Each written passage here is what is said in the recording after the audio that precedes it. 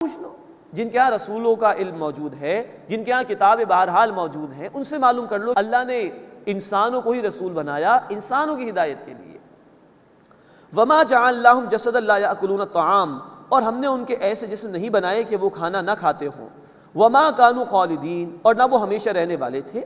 انسان تھے، وہ بھی کھاتے پیتے تھے، تبھی تو وہ انسانوں کے لیے رہنما تھے، تبھی تو وہ انسانوں کے لیے رول ماڈل تھے، اور وہ بھی ہمیشہ رہنے کے لیے نہیں آئے تھے، ان کو بھی اللہ نے وفات دی ہے۔ ثم صدقناہم الوعد، پھر ہم نے ان سے اپنا وعدہ سچا کر دکھایا۔ فانجیناہم ومن نشاء، بس ہم نے انہیں بچا لیا اور جس کو چاہا۔ واہلکنا المسرفین، اور ہم نے حد سے بڑھ جانے والوں کو ہلاک کر دیا، یعنی نافرمان ہلاک کیے گئے اور اللہ کے رسولوں کو اور نیک لوگوں کو بچا لیا گیا۔ لقد انزلنا الیکم کتابا فیہ ذکرکم، یقیناً ہم نے تمہاری طرف ایک کتاب نازل کی ہے جس میں تمہارا ذکر موجود ہے۔ افلا تعقلون، بس کیا تم عقل سے کام نہیں لیتے؟ یہ قرآن حکیم کی بہت خوبصورت آیت ہے جو ہر انسان سے خطاب کر رہی ہے۔ تمہیں کتاب ہم نے عطا کی ہے جس میں تمہارا اپنا ذکر موجود ہے۔ ہمارے اسلاف کا یہ طریقہ رہا ہے کہ وہ قرآن کو ایک آئینے کے مانند کھولتے تھے۔ آئینہ انسان کا دوست ہوتا ہے، اگر چہرے پر کوئی داغ ہو تو بتا دیتا ہے کہ یہ بات بری ہے آپ کے چہرے پر، اس کو صاف کر لیا جائے، اور تنہائی میں انسان اس کی صفائی کر لیتا ہے۔ تو آئینے کے طور پر اگر تصویر اچھی لگے آئینے میں، شکر ادا کیجئے اللہ کا، اور اگر بری لگ رہی ہے تو اس کو درست کرنے کی کوشش کیجئے۔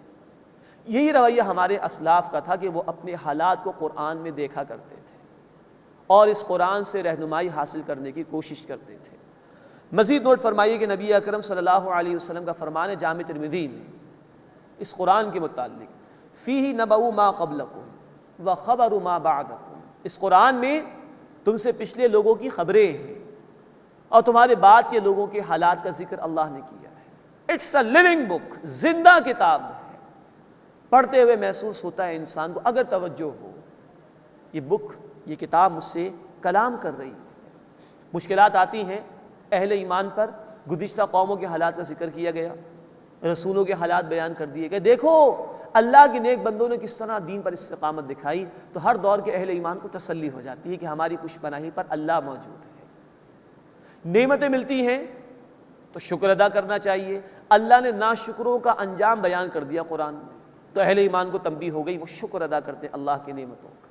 یہ قرآن اللہ کا کلام، اور اللہ علی کل شیء قدیر ہستی، اللہ سے ہمارا تعلق قائم ہوتا ہے اس کتاب کے ذریعے سے۔ قرآن نے ہمیں کہا سورہ آل عمران آیت نمبر 103 میں، وَاعْتَصِمُوا بِحَبْلِ اللَّهِ، اللہ کی رسی کو تھام لو، اور اللہ کی رسی یہ قرآن ہے جامع ترمذی کی حدیث کے مطابق۔ تو اللہ کی طرف رجوع کرنے کے لیے قرآن ہمیں عطا کیا گیا ہے، اس میں ہمارے مسائل کا حل ہے، اس میں زندگی کے تمام مسائل کے لیے رہنمائی عطا کر دی گئی ہے، اور یہ قیامت تک کے آنے والے ہر انسان کے لیے ہدایت ہے۔ اس میں قوموں کا عروج و زوال بھی بیان کیا گیا، اس میں دور مشکلات کے لیے رہنمائی بھی عطا کی گئی، اس میں یہ بھی بتایا گیا کہ عروج حاصل کرنا چاہو تو عروج کیسے ملے گا، اس میں ہمارے گھروں کے معاملات کے لیے رہنمائی دی گئی ہے، اس میں ہمارے معاشروں کے لیے رہنمائی دی گئی ہے، اس میں ہماری سیاست اور معیشت کے لیے رہنمائی عطا کی گئی ہے، زندگی کے ہر گوشے کے لیے۔ اگر توجہ ہو تو یہ قرآن ہم سے باتیں کرتا ہوا ہمیں انشاءاللہ محسوس ہوگا، ہر لمحے، ہر قدم پر انشاءاللہ اس سے ہمیں ہدایت ملے گی۔ اللہ ہمیں اس قرآن کو ایک زندہ کتاب سمجھتے ہوئے اس کا مطالعہ کرنے کی توفیق عطا فرمائے، اور اس کے ذریعے سے اللہ ہمیں ہدایت عطا فرمائے۔ لقد انزلنا الیکم کتابا فیہ ذکرکم، یقیناً ہم نے تمہاری طرف ایک کتاب نازل کی ہے جس میں تمہارا اپنا ذکر موجود ہے۔ افلا تعقلون، بس کیا تم عقل سے کام نہیں لیتے؟ اس کے بعد دوسرا رکوع شروع ہو رہا ہے سورہ مبارکہ کا، اس میں نافرمانوں کا ذکر ہے، توحید کے دلائل اللہ نے بیان فرمائے اور شرک کی نفی فرمائی ہے۔ وَكَمْ قَصَمْنَا مِنْ قَرْيَةٍ كَانَتْ ظَالِمَةً، اور ہم نے کتنی ہی بستیاں ہلاک کر دی کہ وہ ظالم تھیں۔ وَأَنشَأْنَا بَعْدَهَا قَوْمًا آخَرِينَ، اور ہم نے ان کے بعد دوسرے گروہ پیدا کر دیے، مراد اور لوگوں کو کھڑا کر دیا ان نافرمانوں کو ہلاک کرنے کے بعد۔ فَلَمَّا أَحَسُّوا بَأْسَنَا، پھر جب انہوں نے ہمارے عذاب کی آہٹ پائی، اِذَا هُمْ مِنْهَا يَرْكُضُونَ، تو اسی وقت وہ اس سے بھاگنے لگے۔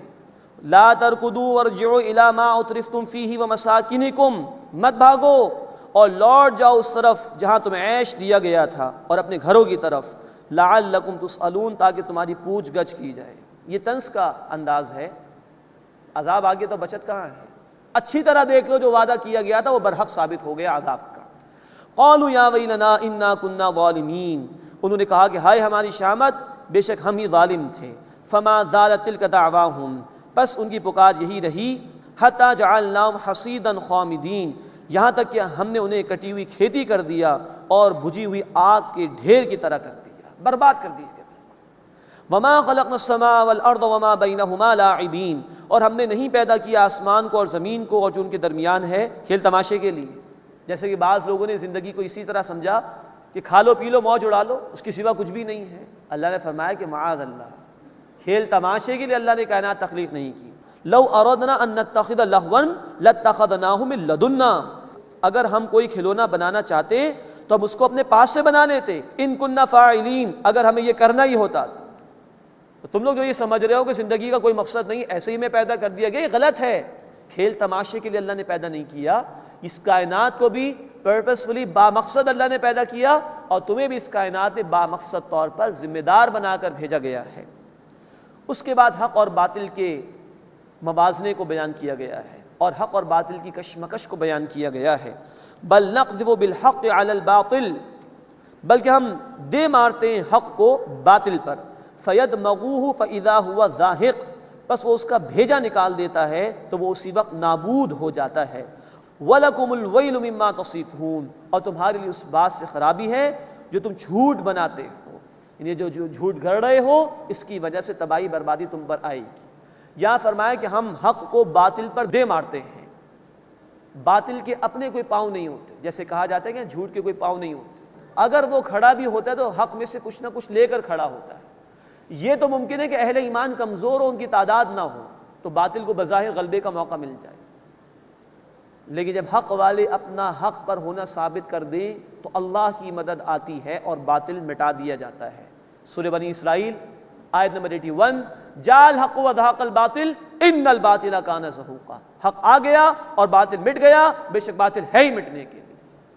آج بظاہر باطل غالب دکھائی دیتا ہے، اس کی وجہ یہ کہ حق والے اپنا حق پر ہونا ثابت نہیں کر رہے، اللہ کی طرف سے آئے ہوئے حق کے تقاضوں پر عمل نہیں کر رہے۔ جس دن وہ اس حق پر عمل کرنا شروع کر دیں گے اللہ ان کو عروج عطا فرما دے گا اور باطل کو نابود فرما دے گا۔ وَلَكُمُ الْوَيْلُ مِمَّا تَصِفُونَ، اور تمہارے لیے اس بات سے خرابی ہے جو تم جھوٹ بناتے ہو۔ وَلَهُ مَنْ فِي السَّمَاوَاتِ وَالْأَرْضِ، اور اسی اللہ کے لیے جو آسمان اور زمین میں ہے۔ وَمَنْ عِنْدَهُ لَا يَسْتَكْبِرُونَ عَنْ عِبَادَتِهِ وَلَا يَسْتَحْسِرُونَ، اور جو اس کے پاس ہیں یعنی فرشتے مقرب، وہ سرکشی نہیں کرتے اس کی عبادت سے اور نہ وہ تھکتے ہیں۔ یسبحون اللیل والنہار لا یفترون، اور رات دن تسبیح بیان کرتے ہیں، سستی نہیں کرتے۔ ام اتخذوا آلہۃ من الارض ہم ینشرون، کیا ان لوگوں نے زمین میں سے کوئی اور معبود بنا لیے ہیں کہ وہ انہیں دوبارہ کھڑا کریں گے مرنے کے بعد؟ لو کان فیہما آلہۃ الا اللہ لفسدتا، اگر ان دونوں یعنی آسمان و زمین میں اور معبود ہوتے اللہ کے سوا تو زمین و آسمان درہم برہم ہو جاتے۔ اس کائنات کا یہ ربط اور اس کی آرگنائزیشن یہ بتا رہی کہ اس کا چلانے والا ایک ہے، ایک سے زائد ہوتے یہ کائنات کب کی تباہ ہو چکی ہوتی۔ ایک انسٹیٹیوشن میں دو ہیڈ کبھی نہیں ہو سکتے، ایک ملک کے دو وزیر اعظم یا صدر نہیں ہو سکتے، اگر ہو جائیں نظام چل ہی نہیں سکتا۔ تو اس کائنات کا نظام چل رہا ہے، یہ گواہی